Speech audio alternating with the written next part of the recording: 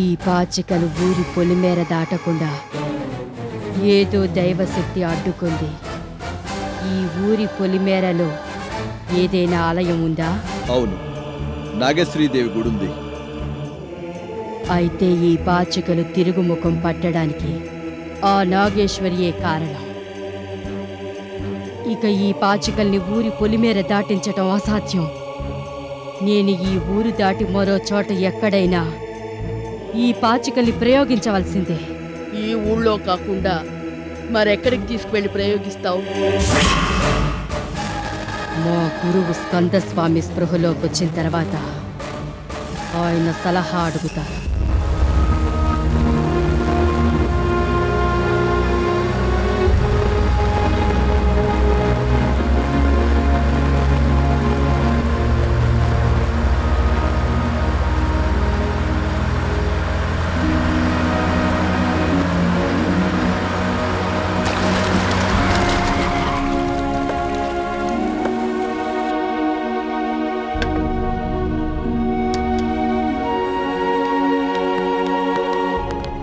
Double bedrooms.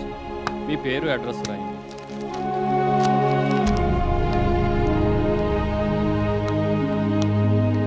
Venu,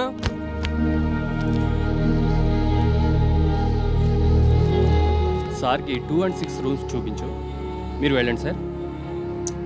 Venu, అలాగే ఈ luggage తీసుకెళ్ళి లోపల పెట్టు.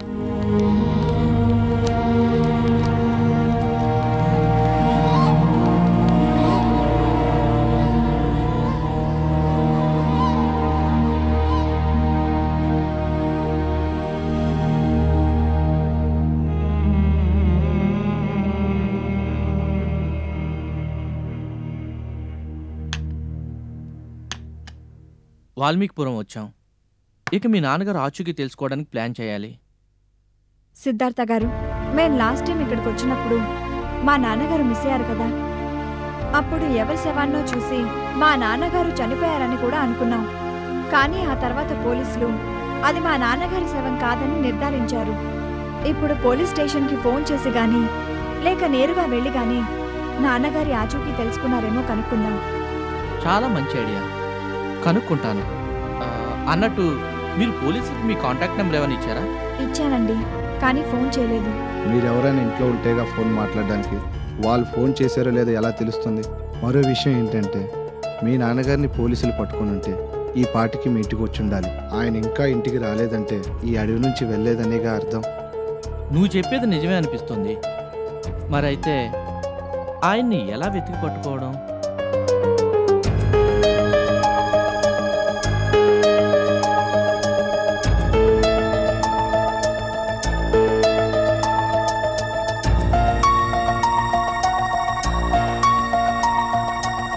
నాగేశ్వరి గారు, ఏంటి ఏం మాట్లాడరు? ఏం మాట్లాడనండి, నేనెవరనేది తెలియకుండా నన్ను నేనే వెతుక్కుంటున్నాను. ఇప్పుడు నేనున్న పరిస్థితి చాలా విచిత్రమైంది. ఇక మైత్రి తల్లిదండ్రులు వాళ్ళు నీకు తల్లిదండ్రులే. సరే, వాళ్ళని ఎలా వెతకడం? అందరం కలిసి ఆలోచిద్దాం. ఏదో ఒక మార్గం దొరకకపోదు.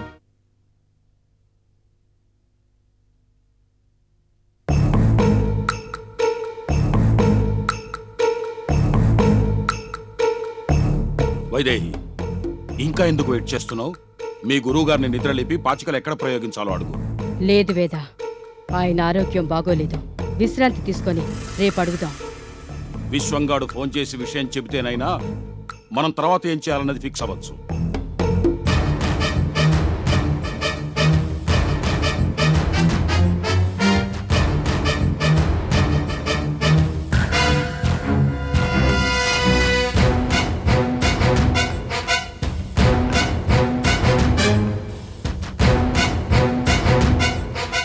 గుణ, అమ్మా, ఇక మనకు వైదేహితో పని లేదురా. అడ్డు తొలగించుకోవాలి. ఏంటమ్మా నువ్వు అనేది? ఇక్కడకు మనం వైదేహిని తీసుకువచ్చింది పాచికల గురించి వివరాలు తెలుసుకోవడానికి. అది నాగేశ్వరి గురించి వివరంగా చెప్పింది. ఇప్పుడు మనం నాగేశ్వరి అనే అమ్మాయి ఎక్కడుందనేది తెలుసుకోవాలి. అది తెలుసుకోవడానికి పాచికలున్నాయి. ఇక వైదేహి అవసరమే ఉంది. లేదమ్మా, రేపు ఎప్పుడైనా ఏదైనా ప్రాబ్లం వస్తే తను సపోర్ట్గా ఉంటుంది కదా. నాగేశ్వర్ని ఉపయోగించి సర్పవనం నదిలో విగ్రహాన్ని బయటకు తీయడం తప్పితే అది చేసే పనే ఉంది. స్వర్ణ విగ్రహాన్ని బయటకు తీస్తే అనవసరంగా వైదేహికి వాటా ఇవ్వాలి, లేకపోతే అది ఎదురు తిరుగుతుంది. అది రేపు ఎదురు తిరగకుండా ఇప్పుడే అడ్డు తొలగిస్తే మంచిది. ఎలా? సమయోచితంగా ఆలోచించి వ్యవహరించాలి. వేద, నాగేశ్వరి ఎక్కడున్నా దేవకి ఉన్న హాస్పిటల్కి వస్తుంది. మనం హాస్పిటల్ వద్ద కాపు కాస్తే పట్టుకోవచ్చు. అక్కడ మనమే దేవకి అడ్డు తొలగించుకోవచ్చు. దేవకిని చంపే పనిని మనం విశ్వానికి అప్పగించంగా వాడు చూసుకుంటాడు. వాడిని నమ్మడానికి లేదు. వాడు చంపితే ఓకే, లేకపోతే మనమే దేవకిని చంపాలి. నాగేశ్వరిని మన కంట్రోల్లోకి తెచ్చుకోవాలి. అక్కడికి విశ్వం వచ్చి అడ్డుపడితే ఆవిటివాడో లెక్క. వాడి కాళ్ళు చేతులు సరిగా ఉన్నప్పుడే మన్నేం చేయలేకపోయాడు. అయితే ఈ రోజే మనం హాస్పిటల్కి వెళ్దాం. వెళ్దాం. హాస్పిటల్ ఏరియాలో పోలీసులు ఎక్కువగా తిరుగుతూ ఉంటారు. మనం గుణశేఖర్ హెల్ప్తో హాస్పిటల్కి వెళ్ళడం సేఫ్టీ. అసలు ఇదంతా ఎందుకు? గుణశేఖర్నే దేవకిని చంపి నాగేశ్వరం తీసుకురమ్మని చెప్తే ఏంటి వేద, కొంచెం కూడా ఆలోచించకుండా మాట్లాడుతున్నావు? గుణశేఖర్ని గుడ్డిగా నమ్మి పని అప్పగించమంటావా? అతని పని చేయగలడనే నమ్మకం నాకుంది. అతను సామర్థ్యం కలవాడని నాకు నమ్మకం ఉంది, కానీ నేనెవ్వరినీ నమ్మను. అతను నాగేశ్వర్ని తన కంట్రోల్లోకి తెచ్చుకుని స్వర్ణ విగ్రహం కోసం దేవకితో పాటు మన అడ్డు కూడా తొలగించుకోవడానికి గ్యారంటీ ఏమిటి? కాబట్టి మనం సింహం దగ్గర ఎంత జాగ్రత్తగా ఉంటామో చీమ దగ్గర కూడా అంతే జాగ్రత్తగా ఉండాలి. ఓకే, ఏం చేయాలనేది నువ్వే ప్లాన్ చేసి చెప్పు. మనం గుణశేఖర్ని ఒక పావుగా మాత్రమే ఉపయోగించుకోవాలి. మనం ఇప్పుడు గుణశేఖర్ వాళ్ళమ్మ చాముండితో హాస్పిటల్కి వెళ్ళి దేవకి అని ఆవిడ్ని చంపబోతున్నామని మాత్రమే చెప్పాలి. నాగేశ్వర్ గురించి కానీ మిగిలిన డీటెయిల్స్ ఏవీ చెప్పకూడదు. అందుకే నేను విశ్వం గురించి కూడా ఇంతవరకు వాళ్ళ దగ్గర ప్రస్తావించలేదు. మరి స్కందస్వామి గారు?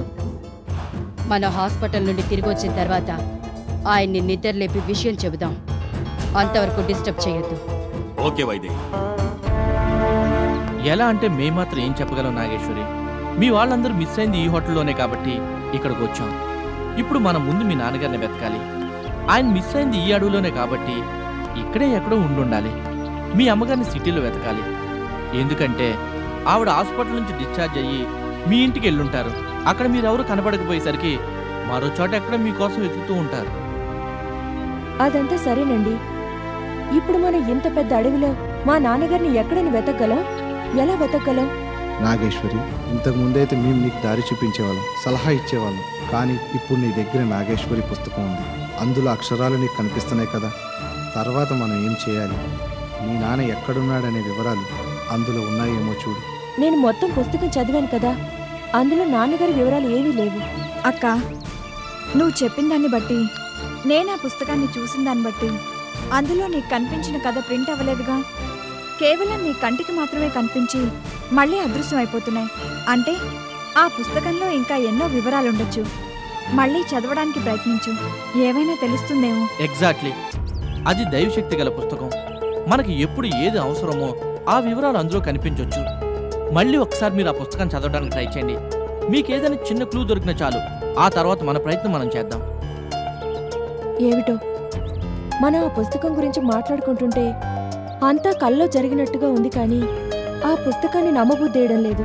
తప్పక్క, నువ్వు ఆ పుస్తకం చదవడం వల్లే కనీసం నువ్వు నన్నైనా కలుసుకోగలిగావు. అమ్మా నాన్న కూడా ఎక్కడున్నారో నువ్వే తెలుసుకోవాలి. నీకు ఆ పుస్తకం తప్పకుండా హెల్ప్ అవుతుంది. మీకు రామచంద్రం గారు ఏం చెప్పారు? ఆ పుస్తకాన్ని జాగ్రత్తగా మీతోనే ఉంచుకుని మిగిలిన కథను మిమ్మల్ని నడిపించమన్నారుగా. అవును. మరి ఇంకా ఎందుకంటే సందేహిస్తారు? పుస్తకాన్ని క్షుణ్ణంగా పరిశీలించండి. మీ కంటికి తప్పకుండా ఏదో ఒక క్లూ దొరుకుతుంది. అలాగే, మీరు చెప్పినట్టు ప్రయత్నించి చూస్తాను. సిద్ధార్థ గారు, ఓసారి రామచంద్ర అంకుల్కి ఫోన్ చేయండి. మనం వాల్మీకిపురం వచ్చిన సంగతి చెప్తాం.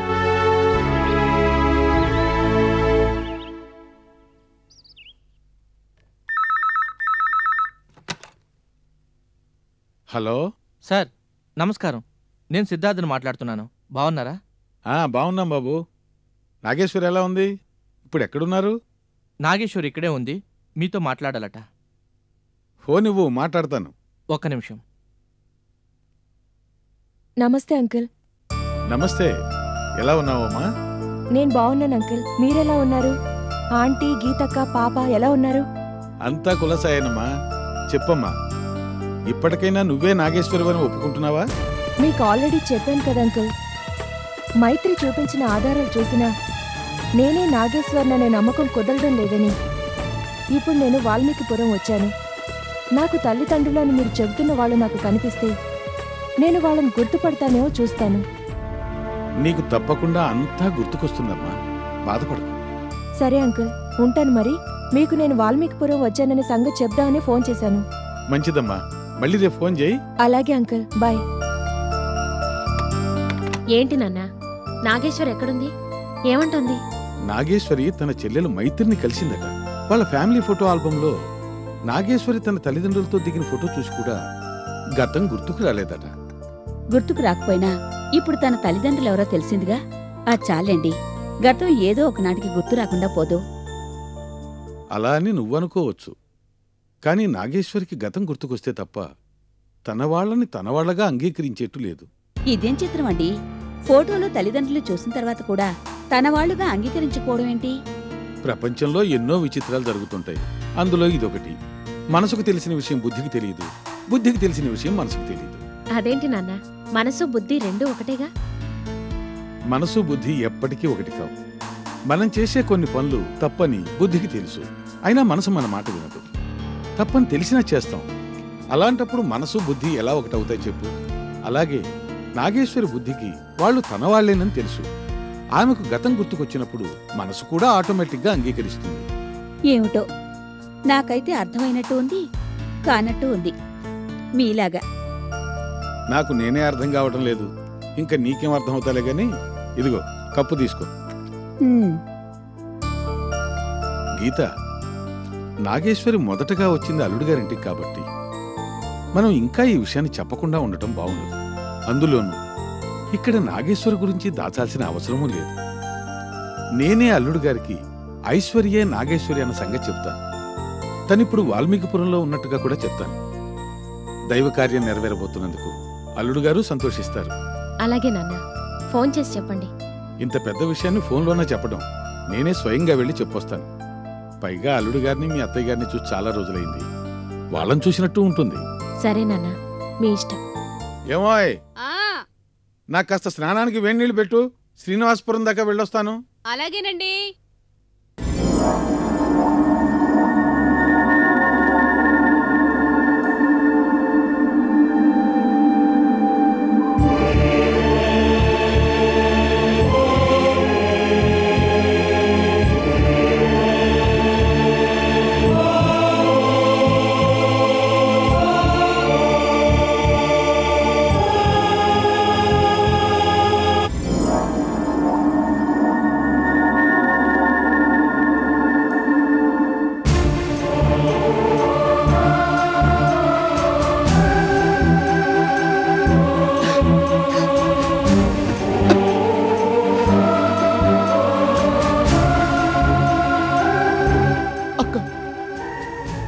నన్ను క్షమించక్క. నేను నీకు తీరని ద్రోహం చేశాను. కుక్క కన్నా హీనంగా ప్రవర్తించాను. తోడబుట్టిన దానివని కూడా చూడకుండా నీ ప్రాణాలు తీయాలనుకున్నాను. నేను చేసిన పాపాన్ని మన్నించక్క. వద్దు, నాకు డబ్బు వద్దు, దానితో పాటు వచ్చే ప్రమాదము వద్దు. నాటకాలు ఆడుతున్నావురా? చంపేస్తాను, చంపేస్తాను నిన్ను. చంపే అక్క, చంపే. ఆ వేద వైదేహిల చేతిలో అన్యాయంగా బలవడం కన్నా తోడబుట్టిన దాని చేతిలో హాయిగా పోతాను. వేద వైదేహి ఎక్కడున్నారు? శ్రీనివాసపురం అనే ఊళ్ళో ఉన్నారట. నేను నిన్ను చంపకపోతే వాళ్ళను చంపుతానని బెదిరించారు. అందువల్లే నేను చస్తానన్న భయంతో నా మనస్సాక్షిని చంపుకొని నీ మీద హత్యా ప్రయత్నం చేశానక్క. కానీ తర్వాత ఆలోచించాను, ఈరోజు నీ అడ్డు తొలగించుకోవాలని ప్రయత్నించినట్టుగాని రేపు నన్ను చంపనని గ్యారంటీ ఏమిటి? ఇదో కొత్త నాటకమా? లేదక్క, నేను నిజంగానే మారాను. నాకు నువ్వు అమ్మ తప్ప ఇంకెవరూ వద్దు. నీకో విషయం చెప్పనా? నేను నాగేశ్వర్ని చూశాను, కానీ వైదేహితో చెప్పలేదు. నాగేశ్వర్ ఎక్కడుంది? నాగేశ్వర్ని ఫాలో అవుతుంటే మిస్ అయిపోయిందక్క, కానీ వెతికి పట్టుకోగలను. మరో విషయం తెలుసా? అమ్మని, మైత్రిని, సుమతిని శిలా విగ్రహాలు చేసి వైదేహి తన స్థావరంలో బంధించిందక్క. ఏంటి విశ్వ నువ్వు అనేది? అమ్మ వాళ్ళని శిలా విగ్రహాలు చేసేసారా? అవునక్క, ఎలాగైనా అమ్మ వాళ్ళను రిలీజ్ చేయించాలని వైదేహితో నాగేశ్వర్ ఆచూకి చెబుతానని బేరమాడాను. వాళ్ళు ముందు మైత్రిని వదులుతామని చెప్పారు. మైత్రి క్షేమంగా ఉందని చెప్తున్నావు కాబట్టి నిన్ను క్షమించి వదిలేస్తున్నాను. నువ్వు చేసిన ద్రోహాన్నంతా మర్చిపోతాను. ఇక నుంచైనా విశ్వాసంగా ఉండు. అలాగే అక్క, ఇక నుంచి పూర్తి విశ్వాసంగా ఉంటాను. అయితే ఎలాగైనా నన్ను హాస్పిటల్ నుంచి తీసుకెళ్ళు. తప్పకుండా అక్క, కానీ ఇప్పుడు కుదరదు. రాత్రికి నిన్ను ఇక్కడి నుంచి తప్పించే ఏర్పాటు చేస్తాను.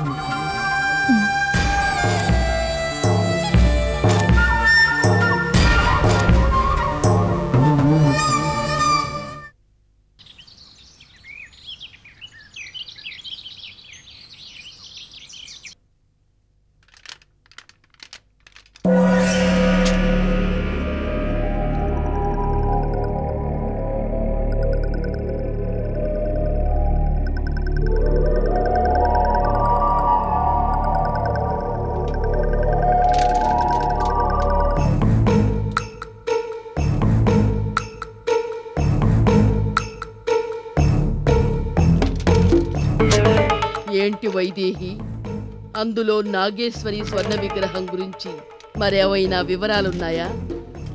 లేవమ్మా, ఇందులో కేవలం ఆ మాయాపాచికల గురించి మాత్రమే ఉంది. వాటి గురించి ఆల్రెడీ మనకు తెలిసిన వివరాలే ఉన్నాయి. అమ్మా, మావయ్యమ్మా, రండి మావయ్య. ఏం భాస్కర్, బాగున్నావా? బాగున్నాను.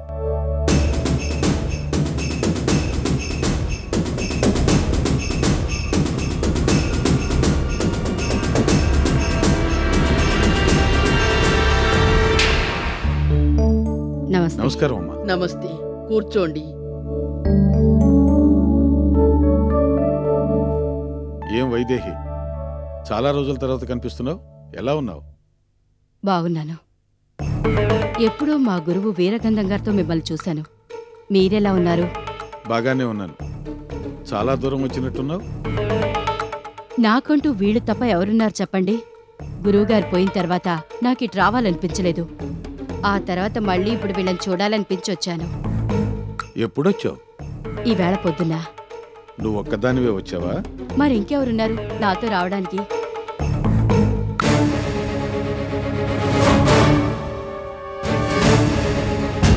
అది సరే, మీరేంటి ఫోన్ కూడా చేయకుండా వచ్చారు? ఫోన్ చేస్తే చిన్నోడొచ్చి మిమ్మల్ని తీసుకొచ్చేవాడుగా. ఏదైనా ముఖ్యమైన విషయమా? ముఖ్యమైన విషయం అంటే అంత ముఖ్యమైన విషయం ఏం కాదు. చిన్న అనుమానం తీర్చుకుందామని వచ్చాం.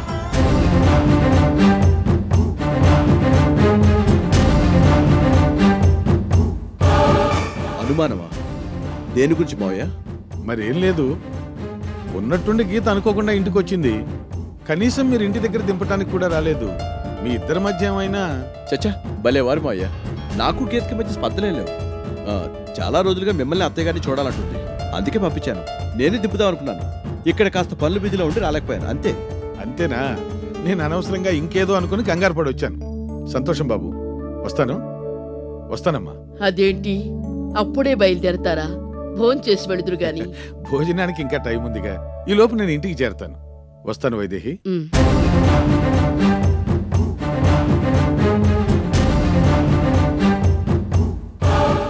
ఏంట్రా, మీ మావయ్యకి ఏదైనా అనుమానం వచ్చిందంటావా?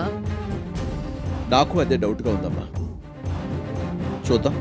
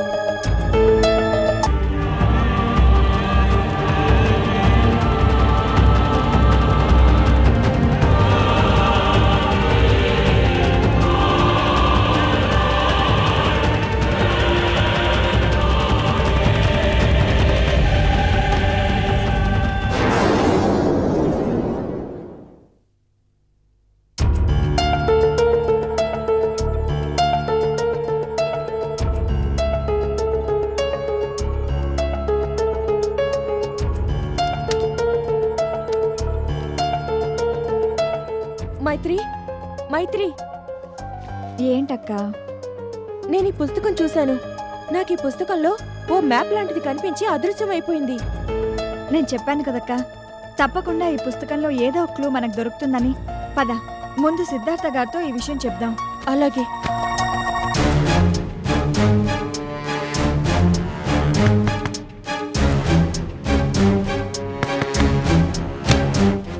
సిద్ధార్థ గారేరి? బయటికి వెళ్ళినట్టున్నారు. రా.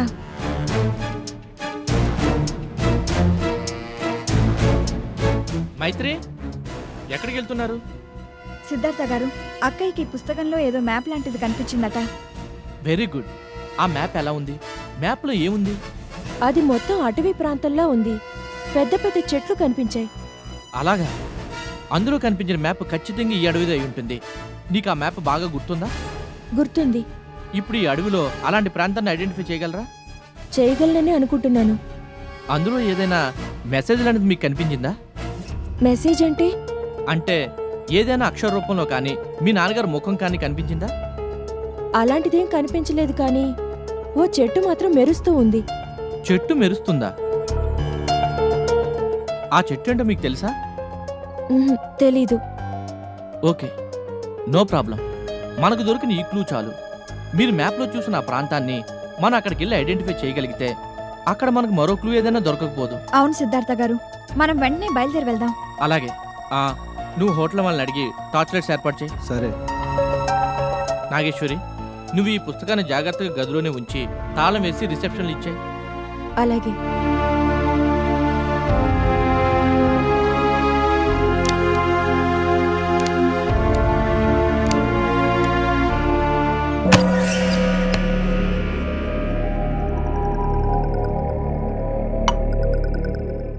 అమ్మా, నేను సిటీ హాస్పిటల్కి వెళ్ళి అక్కడ దేవకి అని ఒకతుంది, దాని లెక్కలు తేల్చి వస్తాం. అలాగే, వెళ్ళి రండి. వేదా, వేద త్వరగా రా. అమ్మా, మేం మాత్రం హాస్పిటల్కి వెళ్ళటం అంత క్షేమం కాదు. మాతో పాటు గుణశేఖర్ని కూడా తీసుకువెళ్తాం. తప్పకుండా తీసుకువెళ్ళండి. ఎటువంటి కంగారు లేకుండా మీరు దేవకి సంగతి చూడండి. మీకు ఎలాంటి సమస్య రాకుండా మీ సంగతి గుణ చూసుకుంటాడు. చాలా సంతోషం అమ్మా. గుణ,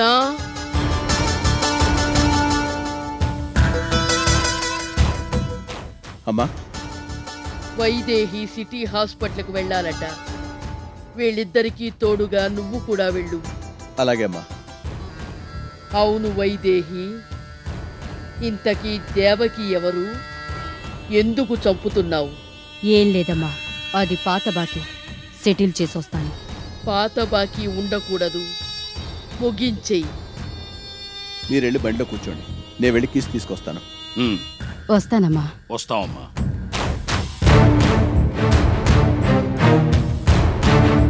చెప్పమ్మా, ఏం చేయమంటావు?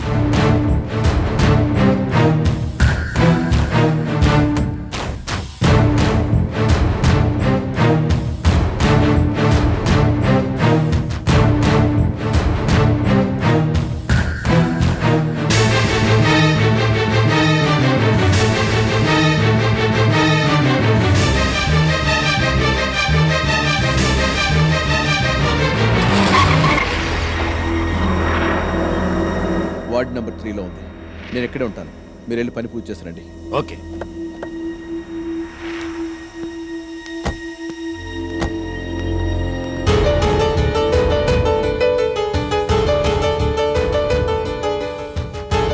Sir, everything is okay, you carry on.